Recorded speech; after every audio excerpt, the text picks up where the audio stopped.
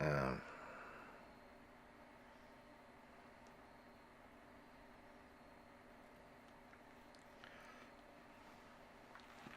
I a definition. It's difficult to come up with a definition. You can see somebody do something or hear of somebody doing something, and uh, you recognize it as being heroism or being bravery because what they did was out of the ordinary and they put their life at risk in doing that. So I guess you could say that's the definition of it. Yeah, I said for years that one of my biggest heroes of the Vietnam War was a helicopter pilot who one night uh, one night I got a call or I picked up a call on the radio. Somebody down on Highway 19. They weren't any of our guys or anything. There were a couple guys from the first Cav who were going down Highway 19. They got ambushed, and it was a shame. It was a young kid that was calling.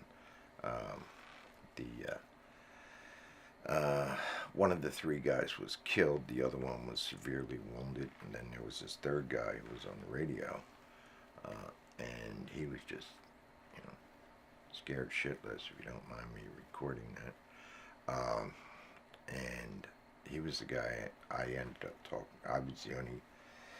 Our camp was the only thing that his radio contacted. There wasn't anybody else around to pick it up.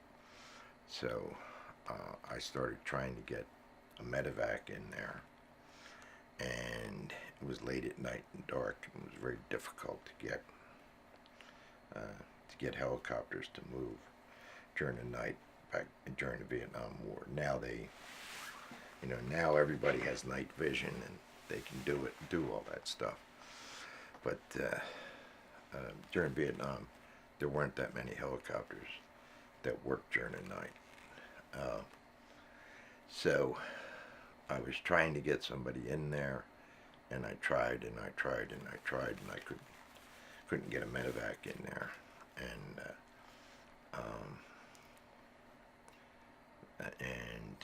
finally, I had a call came over the radio, and it was a section of ARA, which are ARAs were Huey helicopters, but they had about I don't know, about 60 rocket pods mounted to them, right?